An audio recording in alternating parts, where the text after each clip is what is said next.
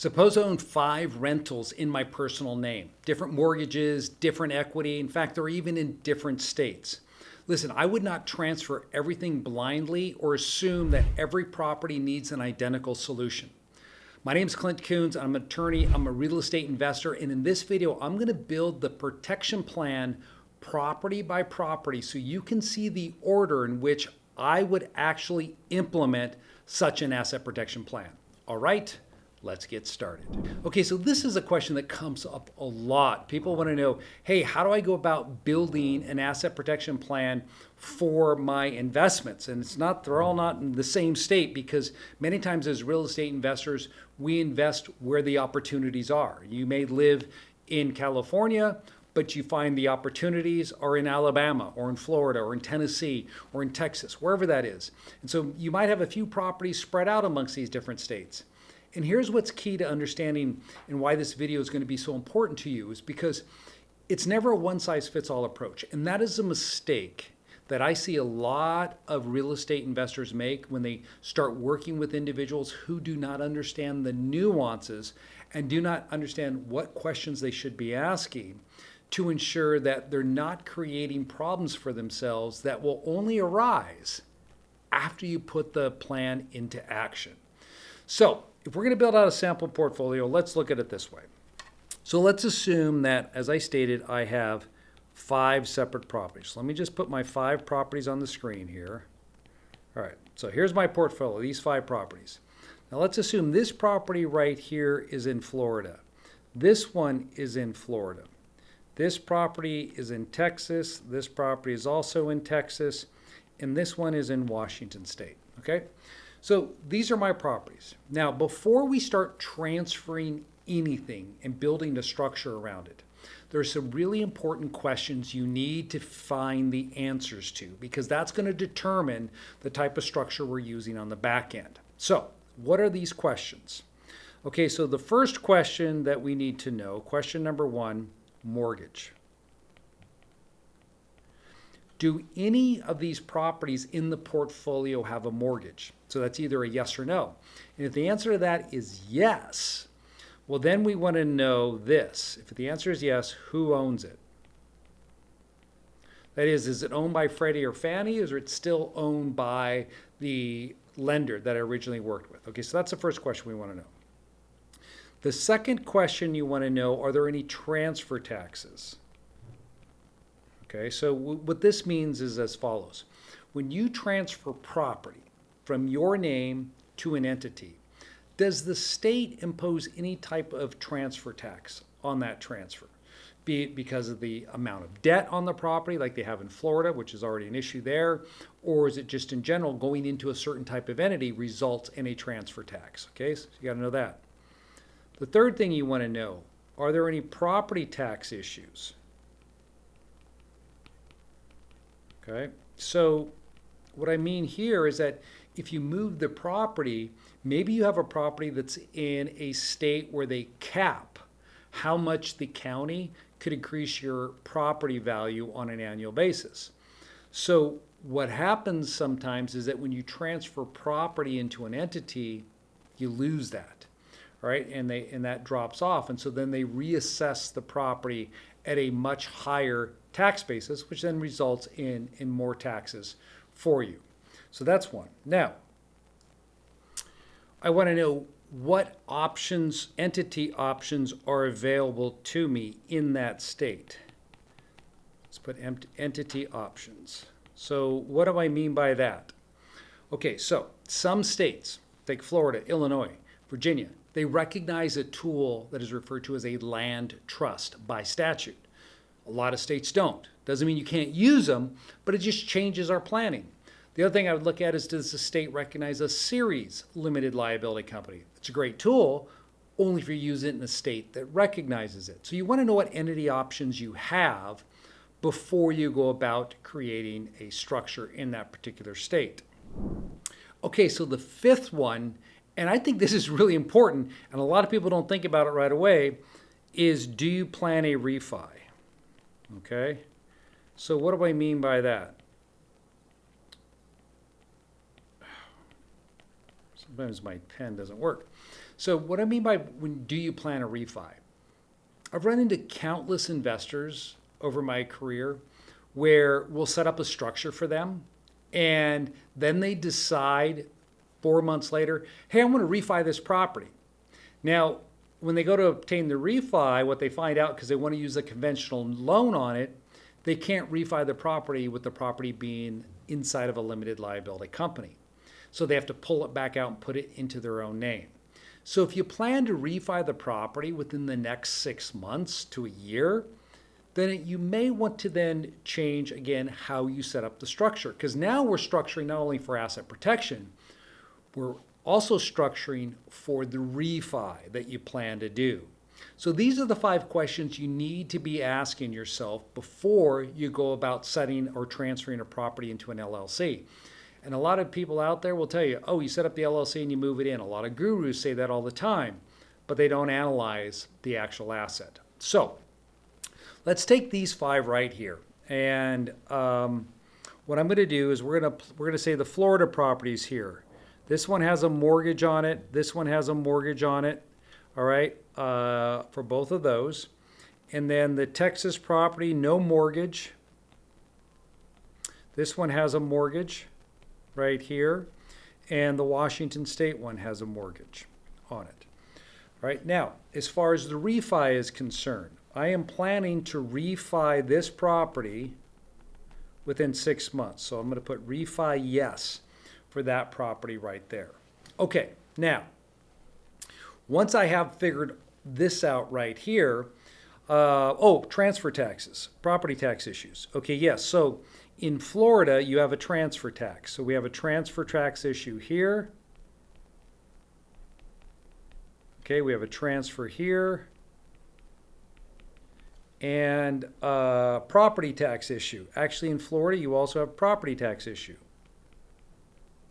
So we've got 3 things with our Florida properties that are concerning to me. So how am I going to go then about structuring this portfolio? So what it's going to look like is this. It's going to be hard for me. You're going to lose this for a minute. We'll go back to it. So the first entity I want you to start with is the most important entity. It's like when you go to build a house, where do you start? You start with the foundation. The foundation of this plan begins with the Wyoming LLC. So this is the first entity you should create, and it has nothing to do with your property. It's not going to own any real estate. The purpose in setting up your Wyoming LLC to begin with is threefold. Number 1, it's going to give everything that you create anonymity. That is, all the LLCs and the plans we put together, you're going to see me build out on top of this. None of that will be exposed to you. I mean, if somebody looks at the property, they will not see a direct connection to you. That's why we're doing this. Number 2, asset protection. Okay, Wyoming is the gold standard when it comes to asset protection. So we're going to use that because we want to ensure that if I get sued personally, people can't take my LLC from me. See, this is the mistake that a lot of people make when they set up an LLC. They think, well, hey, I've got this asset in an LLC, now it's protected. No, it's not, okay? So what does an LLC actually do?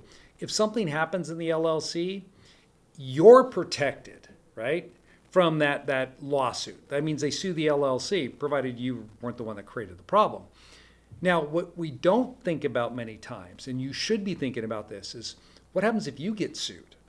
Right? If you're involved in a business dispute, if you're involved in a car accident and somebody sues you personally and they get a judgment against you, well, tell you what, that LLC that you own, that you set up for asset protection, it's not protecting you. Because in many states, your personal creditor can take your LLC from you. So where's the protection in that? That's why we're bringing Wyoming into play, because Wyoming stops that. And the third reason here is tax planning. You see, as you create multiple limited liability companies, I don't think you want to file multiple federal tax returns. So what this Wyoming LLC also provides, it is the federal tax return eliminator. Because when we create the separate structures for our individual assets, we'll set all of these assets up as disregarded entities, meaning they don't have to file returns. And the only way we can do that is if we have one owner. And that's where we make the Wyoming LLC. It becomes that one owner, which opens up this tax election that the IRS provides those companies that have one owner. It's called disregarded status. And I have other videos that discuss this. Okay, so that's the base level. Now, we need to start creating structures for the underlying assets themselves. Okay, so let's look at the Florida property. Now, the issue with Florida, I listed them out. It's got a mortgage on it. So the problem with the mortgage is it triggers a transfer tax when you move that property. So if I set up a limited liability company to hold this property and just deed it directly in, and this is what a lot of people do because they're not aware of this. You see, because of that mortgage on the property, it results in a transfer tax being applied on the recording of that deed. Simply put, all the county does is it looks at the amount of debt on the property, and then you get assessed a transfer tax, okay, based on the amount of debt. It's called dock stamps in Florida, by the way. Many states have this. So that's a problem. I can't go directly in the LLC without paying a tax. Second problem in Florida is what I put down here, right? That you have a property tax issue, that the property taxes are going to be reset. So Florida is one of those states that cap the annual increase. Well, you lose that cap once you move it into the LLC. So those are two problems for these two Florida properties. So now it brings me down to my entity options, okay? Now my entity options here, Florida, you can use LLCs, corporations. That's a no-go. We don't use corporations for rental real estate. So that brings us down then to land trust. Now Florida is one of those states, in fact, it is the only state where you can create a land trust and it provides asset protection for you. It's the only state that allows this. So for my Florida real estate now, here's what I know what I'm going to use. I'm going to use a land trust. I'm going to create a land trust to hold title to this property right here. And then I'm going to create a second land trust to hold title to this property right here. Now, by utilizing that land trust, I'm gaining asset protection, so meaning that when the property goes into the land trust, and again, this is only for Florida property in Florida. When the property goes into the Florida land trust, then if anything were to happen in that land trust, the beneficiaries of the trust are protected from the claims of the creditors against the trust. So it's like an LLC from that standpoint. Now, the land trust is also doing a lot more things for me. Remember I talked about the transfer tax and property reset into the LLC? Well, Florida's laws carve those out when properties go into land trust. They no longer apply. So boom, you're covered there. And the other thing is that since this property had a mortgage on it, my concern is that if the lender saw that I transferred property into an LLC, maybe it's a 4.5% mortgage on that property, if they get wind of it because the mortgage isn't owned by Freddie or Fannie, then they make me refi. So I'm actually solving three issues here. So back to my overall structure over here, what I'm going to do now is I'm going to put in two Florida land trusts, just like this. The beneficiaries will be the Wyoming LLC. So whenever you see me draw green boxes, those are land trusts. Okay, so the beneficiary is the Wyoming LLC. Now, if you're wondering about tax returns, the trusts are disregarded. No tax returns there. Okay, great. So now we've done the Florida assets. So let's go back here. Check, check. What about those two Texas properties? Okay, so there's a mortgage on this one. So since I see there's a mortgage there and there's no mortgage here, I might have to do a bifurcated structure here. So what I'd want to analyze is that mortgage. Okay, who owns that mortgage? So if I went and I searched Freddie Loan Lookup Tool, went to the website that when I Googled it, and I put in my property address, the last four of my social security number, and if it shows that Freddie is the owner of that mortgage, well then my planning is going to take a different route. If it shows that it's not, then I'm going to have to do something different. And I'll talk to you about that when we discuss the Washington one. So let's assume this, that the property is owned, the mortgage is owned by Freddie. So what does that mean? It means I can transfer it into an LLC and I don't have to worry about the lender accelerating because Freddie allows that when they own the mortgage. So Now I'm going to look at my entity options. So in Texas, you can use a land trust, but it doesn't provide asset protection. Well, I don't need to consider a land trust here because for both of those properties, okay, the mortgage isn't a concern. One doesn't have a mortgage, the other one's owned by Freddie. I don't have any transfer taxes. I don't have any property tax recap that I need to concern myself with. So I'm just going to look at the LLC right here.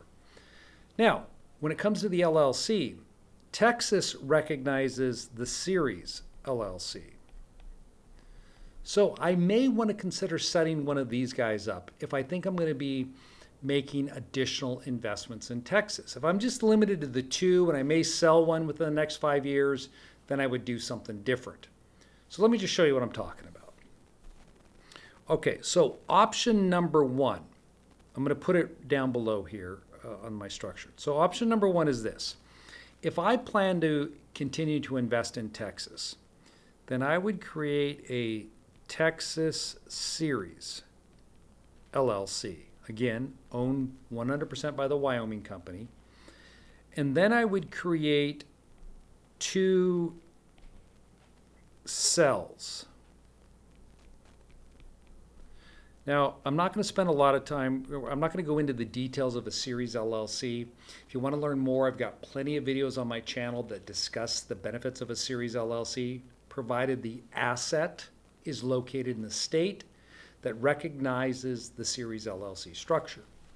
So in this case, what you do is you file this entity. This one gets registered with the state, this LLC, and that LLC, when you set it up this way as a series, you're allowed to create what are called cells.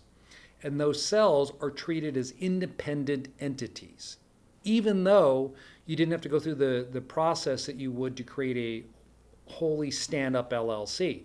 So you can create as many cells as you want. And that's why I said if you plan to invest more in that state, that's probably your better bet, because every time you need a new cell, all you'd have to fill out some paperwork internally, right? You just draft a new cell agreement. We draft these for our clients all the time that utilize this structure. In fact, in my own portfolio, I utilize a Texas Series LLC, a Oklahoma Series limited liability company for all my various single family rentals in those 2 jurisdictions. And whenever I buy another property there, I just create another cell. It takes me about, I don't know, less than 5 minutes to create a cell. So this is the structure I would use. Now, if you weren't going to do that, then I would create 2 separate Texas LLCs like this. And again, have them hold it. So this would be option number 2. And by the way, the property would sit inside of the cell, just like that. So that's how I would structure the Texas Series LLC.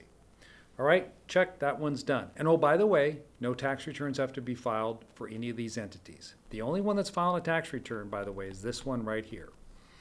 All right, now back to Washington. So Washington, here's the issue we got with Washington. It's got a mortgage, and you're planning to do a refi on that property. So what we need to know is who are you talking to? Who do you plan to refi with? Is it going to be a DSCR loan? Is it going to be a portfolio lender like a community bank? Or are you just going to go out there and try to get the lowest interest rate as possible, which means Freddie Fannie underwriting? If that's what you plan to do with Freddie Fannie underwriting, you're going to set this up, that's the approach you're taking, then, let's assume it is, then this is what you want to create. You want to create a land trust for that Washington property. Okay, you're not seeing all this on the screen anymore because I ran out of space. So we're going to create a land trust here for the Washington for the Washington property. So we'll get that right back here. So the land trust is going to be set up there. Now, in addition, I'm going to create a Washington LLC. And the way I'm going to structure it is the Washington LLC is owned by the Wyoming LLC, and the beneficiary of the land trust is the Washington LLC. Now, if you're looking at this, you're saying, hey, this looks a little different than what he did over here. Because if you notice on this side right here, right, what did I do with these? I made the beneficiary that Wyoming LLC. But over here, I'm pulling a fast one on you, right? I'm putting Washington LLC in place. It's intentional. You see, Florida, I told you, is the one state that provides asset protection for land trusts. Washington does not. So we have to use an additional shield there of the Washington LLC. So if anything were to happen here with this property, that liability is going to hit this company right here. And it's not going to end up down here, which exposes our other assets. We need this blocker entity right there. Whereas if it was in Florida, if something happened here in Florida, it's just going to stay right there in that land trust. So that's why I'm going to do this. Now, why did I choose the land trust? Because when you go to refi, what we're going to do with this trust before you refi it, you're going to convert it. See, land trusts are revocable, which also means you can change them, you can restate them, you can turn them into something else. So we restate this trust into a grantor trust, or what I like to refer to as a lender-friendly trust. You get the loan in the trust, get all that wrapped up, and then you restate it back into the land trust and put it back into the LLC. So when you're building out your portfolio, you want to make sure that you're asking the right questions about your assets and then looking at the state and knowing, all right, what can I do here so I don't create problems for myself down the road? I mean, we do a lot of structuring for new investors. People are coming to us with properties in their own name, and arguably, that's the best. We're working with a blank slate. But I would say about 30% of the investors we run into have put together some type of planning, cobbled it together on their own, and then we're working with an existing structure and trying to repair it. It's always better to build it from the ground up, right, the right way, than having to come in and make changes and fixes later on. So if you'd like to learn how to create a plan like I just described for your portfolio, what I'd like to offer you is a free strategy session with Anderson Business Advisors. All you have to do is go into the show notes. There's a link down there. Click on the link. You can self-schedule your own strategy session with one of our professional advisors here, and we'll actually map all this out for you and show you how you can improve your asset protection, as well as teach you some strategies on how to reduce your taxes. Guys, take advantage of it. It can only add a benefit to your overall planning for this year, and I wish you the very best with your investing.